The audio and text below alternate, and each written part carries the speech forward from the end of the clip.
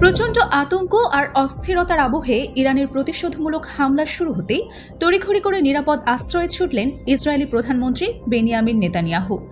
সরকারের সর্বোচ্চ নিরাপত্তা বেষ্টিত বাংকারে ঢুকে পড়েছেন তিনি। সাথে আছেন প্রতিরক্ষামন্ত্রী ইসরায়েল কাটজ। আতঙ্ক এতটাই প্রবল যে দেশের সামরিক ও রাজনৈতিক নেতৃত্বের বড় অংশই এখন সেই বাংকারের ভেতরে গাদাগাদি করে বসে আছে। কয়েক মিনিট আগে ইসরায়েলি সেনাবাহিনী জানিয়েছে, রেড সির তীরবর্তী এলিয়াত শহরে সন্দেহজনক ড্রোন প্রবেশের কারণে সাইরেন বেজে ওঠে। ওই হামলা প্রতিহত করা গেছে বলে দাবি করেছে আইডিএফ।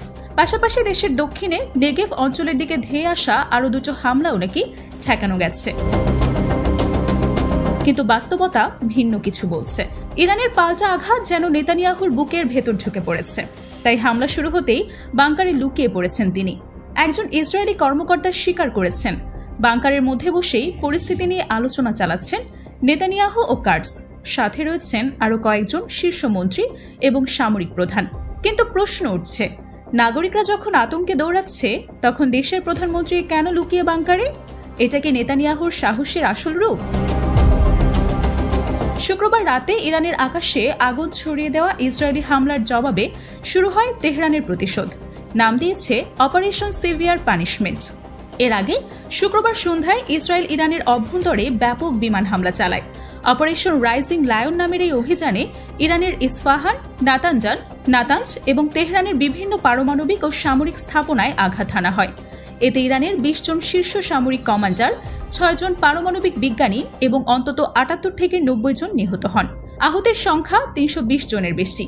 এই হামলাকে ইরান তাদের উপর সরাসরি যুদ্ধ ঘোষণা হিসেবে বিবেচনা করে। জবাবে ইরান রাতারাতি শতাধিক ব্যালিস্টিক মিসাইল ও ড্রোন ছুড়ে মারে ইসরায়েলের বিভিন্ন অঞ্চলের দিকে। ইসরায়েলি সেনাবাহিনী দাবি করেছে, এসব হামলার অধিকাংশই প্রতিহত করা হয়েছে। তবে লোহিত সাগর সংলগ্ন এলিয়াত শহরে সন্দেহজনক ড্রোন অনুপ্রবেশের পর সতর্কতা সাইরেন বাজে এবং আরও দুটো ড্রোন নেগেভ মরুভূমির দিকে যাওয়ার সময় মাঝ আকাশেই গুড়িয়ে দেওয়া হয়।